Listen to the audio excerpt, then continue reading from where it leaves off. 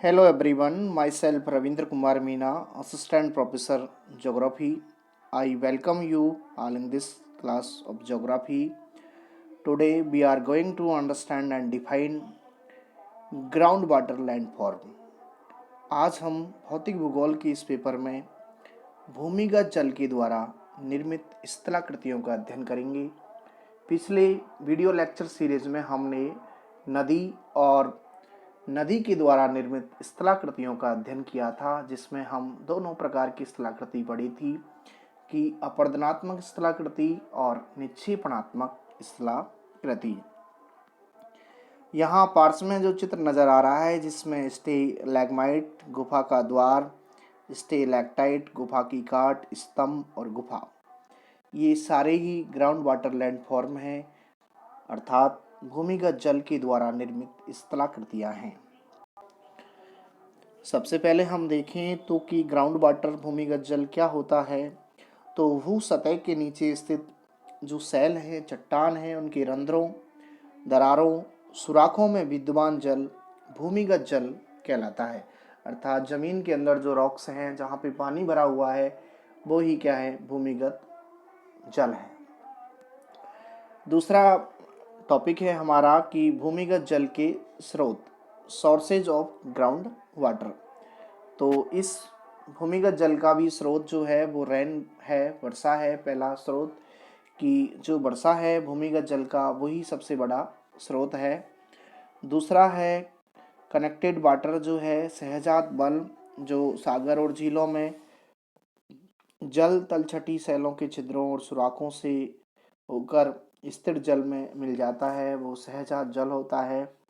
और तीसरा है मैग्मेटिक वाटर, जो भूगर्भ के अंदर मैग्मा के जो अवशेष है, मैग्मा की जो घनीभूत होती है, उससे जो वाष्प बनती है, वो तब्दील होती है जल में, वो जल।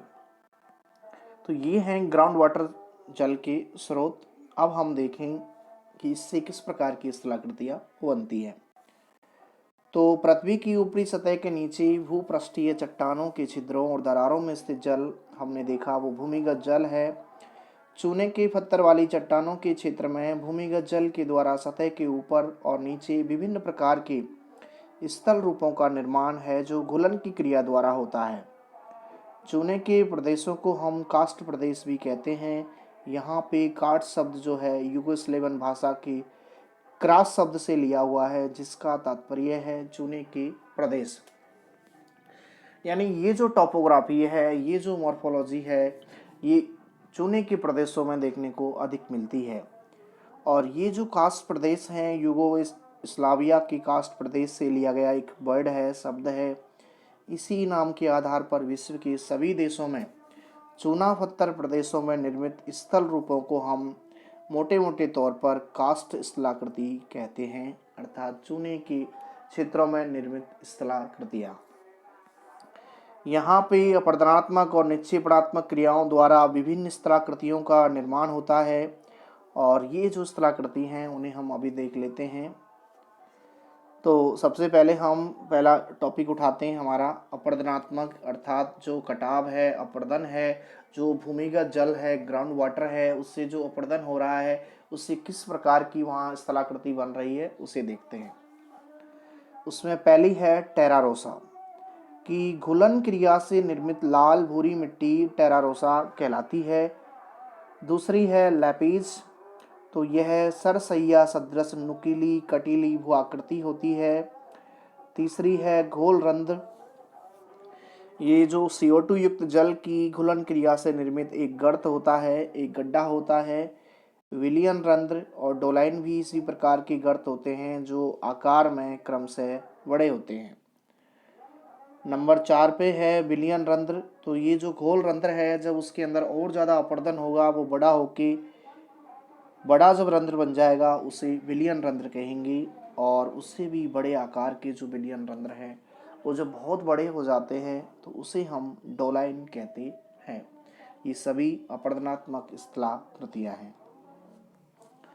नेक्स्ट है सकुंड, जब बड़े बड़े डोलाइन आपस में मिल जाएंगे और ऐसा एरिया बन जाएगा जहाँ पे एक बड़ा सारा गर्त होगा, उसे हम सकुंड कहेंगे। उससे नेक्स्ट होगा राजकुंड। राजकुंड में अनेक युवाला के आपस में मिलने से निर्मित यह भी एक विशाल गर्त होगा। और फिर है धंसती हुई निवेशिका। चूने की सतह पर असंख्य छिद्रों में जहाँ जहाँ जल धंसता है वो उसे वहाँ हमें धंसती हुई निवेशिका नजर आती है, वो पार्ट धंसता हुआ नजर आता है। लास्ट है अंधी घाटी। तो चूने के प्रदेश में प्रवाहित नदी डोलाइन आदि छिद्रों से भूमिगत हो जाती है। वो इतने बड़े गर्त होते हैं कि वहाँ से जब नदी प्रवाहित होगी तो वो पानी नीचे गर्तों में होके बहने लगेगा, और उसके आगे की घाटी कैसी पड़ी रहेगी? शुष्क, क्योंकि पानी वहाँ से उस छिद्र के द्वारा गायब हो गया है, इसलिए उसे अंधी घाटी के नाम से जाना जाता है।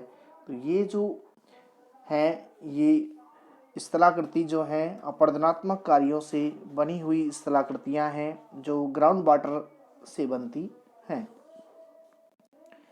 यहाँ चित्र में आप देखिए कि ये रचना जो आपको नज़र आ रही है ये लैपिस है। ये इसके अंदर का पार्ट है जो विदर है, ऊपर का है वो सिक्रिका है, बीच वाला पार्ट जो है चूने के पानी की वजह से कट गया है। यहाँ पे आप देखिए छिद्र में दरार है, ये अंधी घाटी है। ये बड़ा सारा छिद्र है जो युवाला है, और ये भी क्या है, छोटे छोटे जो छिद्र आपको यहाँ नज़र आ रहे हैं ये सारे ही जो चूने की चट्टानें हैं उसमें पानी से बने हुए हैं। नेक्स्ट जो पार्ट है इसका वो है निक्षेपण के द्वारा बनी हुई स्थलाकृतियाँ। अपर्दन और निक्षेपण दोनों का अंतर अगर आप समझोगे तो अंतर ये है कि अपर्दन के अंतर्गत कटाव से बनने वाली स्थलाकृतियाँ होती हैं, तो निक्षेपण के अंतर्गत जो अवसाद है, जो कट के जो साथ आया है उसके जमने से बनने वाली स्थलाकृतियाँ होती हैं। इसमें है नंबर 1 आस्यूताश्म। जो हमने शुरुआत में जो एक चित्र देखा था उसमें कंदरा की छत से, जैसे कि ये कंदरा है, यहाँ छत्र से पानी टपकेगा और उसके साथ चूना और इस प्रकार की एक आकृति बन जाएगी जो ठोस और नुकीली होगी। वो जो वाष्पीकरण से बनी है वो है आस्यूताश्म। दूसरी है निस्सूताश्म। तो ये कंदरा की फर्श पर, यहाँ पे आप देखोगे तो ये इस प्रकार से फर्श पे बनेगी। ये भी ऊपर से जल टपका है उससे बनी है, और अगर ये कहीं पे इस प्रकार से आपस में मिल जाए तो ये कहलाएगा गुहा स्तंभ। नेक्स्ट होगा ड्रिप स्टोन। कंदरा की तली पर पर्दे जैसे चूने का स्तंभ होता है ये। और फिर है नोड्यूल्स। सेल छिद्रों में एक प्रकार के खनिज घोल से जमा हुए जो छिद्र हैं वो नोडुल्स के नाम से कहलाते हैं। यहाँ आप इस चित्र में आसानी से समझ सकते हो कि स्टेलैक्टाइट है जो ऊपर से नीचे की ओर लटके हुए हैं, स्टेलैग्माइट है नीचे से ऊपर की ओर जा रहे हैं। दोनों अगर आपस में मिल गए तो इट मीन्स कॉल्ड वो स्तंभ है। ये गुफा का काट है यहाँ पे, और ये है उस चूने वाली गुफा का द्वार जो ग्राउंड वाटर ने बनाई है। तो ये भूमिगत जो जल होता है उसके द्वारा निर्मित ये स्थलाकृतियाँ हैं जहाँ पे कमज़ोर रॉक्स होती हैं, चूने की चट्टानें होती हैं, वो कट के इस प्रकार की जो लैंड फॉर्म है स्थलाकृतियाँ हैं उनमें तब्दील हो जाती हैं। Thank you.